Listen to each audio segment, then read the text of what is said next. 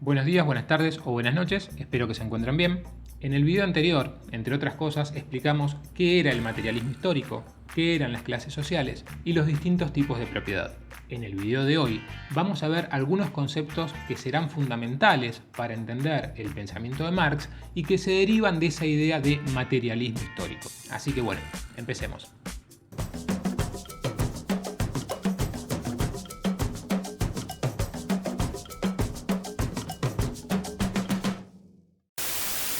En la época de Marx, en el siglo XIX, hubo otros pensadores que también observaban ciertas fallas y las miserias que tenía el sistema capitalista.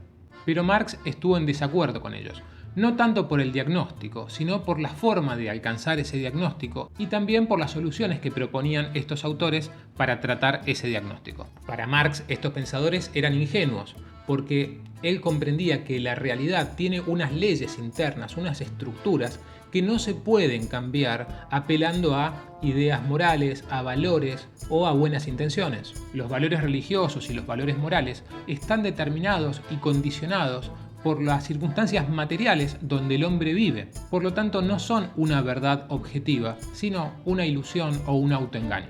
Así, por ejemplo, hay ciertos valores o ideas religiosas, como poner la otra mejilla o esperar una vida después de esta vida, que indirectamente lo que hacen es evitar la lucha en esta vida y de alguna manera, al posponer la muerte, generan tranquilidad y calman la angustia.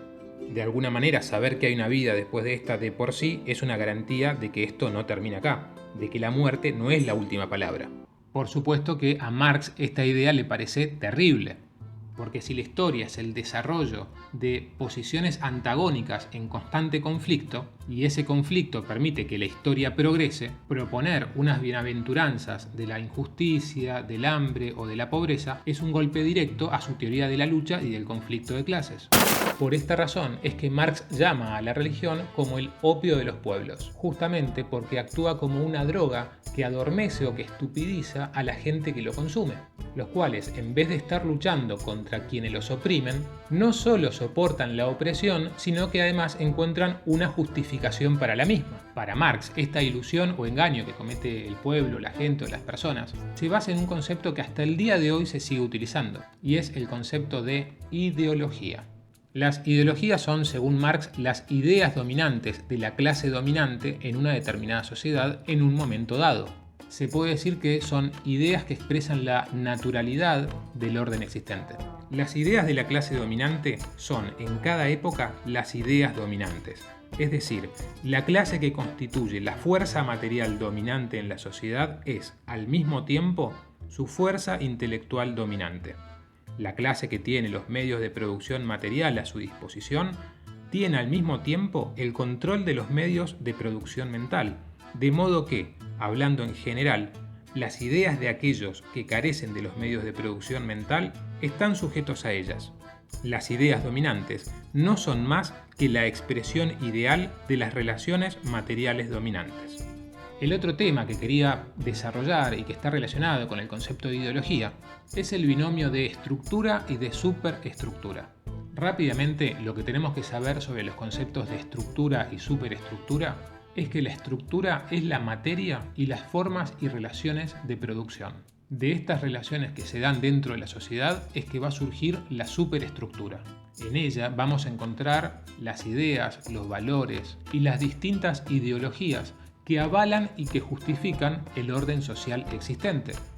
Digamos que las ideologías están para avalar y justificar el orden y las instituciones existentes. Cuidado, a veces cuando decimos instituciones tendemos a confundir ese concepto con algún edificio, una organización estatal o empresarial. Sin embargo, cuando decimos democracia, también estamos mencionando una institución.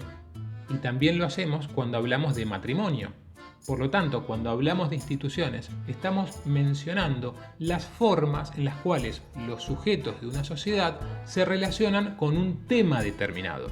Por ejemplo, ¿por qué en determinada época estaba bien vista la esclavitud y se la justificaba? Y cuando digo que se la justificaba, lo hacían tanto los amos, los dueños, como los propios esclavos, los cuales no concebían otra forma de producción. Pensemos en Aristóteles, uno de los más grandes filósofos de todos los tiempos. en uno de sus libros, La política, libro primero, capítulo segundo, nos habla de la esclavitud. Y nos dice: los elementos de la economía doméstica son precisamente los de la familia misma, que, para ser completa, debe comprender esclavos y hombres libres. Fíjense cómo Aristóteles, en este breve párrafo, naturaliza la esclavitud y la vuelve algo cotidiano, como algo que debería ser. Bueno, ese texto es un ejemplo de lo que sería la ideología imperante en aquella época. Y como les dije antes, no es que Aristóteles era el esclavista y todos los demás eran defensores de los esclavos. No, la esclavitud en la época de Aristóteles era la forma fundamental de producción. La esclavitud como sistema de producción socialmente avalado duró muchísimo tiempo, hasta que llegó un punto en el cual la esclavitud se volvió innecesaria por el surgimiento de nuevas tecnologías. Era preferible, con la llegada del capitalismo, en vez de tener esclavos haciendo trabajos forzados, tener ciudadanos que se creen libres, consumiendo y generando capital. Pero bueno, todo esto de la generación del capital lo vamos a ver en el próximo video. Bueno, si les gustó este video, dedito arriba, cualquier comentario siempre es bienvenido y pueden hacerlo allí en la caja de comentarios. Si saben de alguien que les puede gustar esta temática o este video, estaría buenísimo que le compartan el video. Si no estás suscripto o suscripta y querés tener más novedades respecto a estas cosas, te pido entonces que te suscribas y que actives la campanita. Nada más por el momento, les mando un saludo, un abrazo y que tengan una muy buena guardia.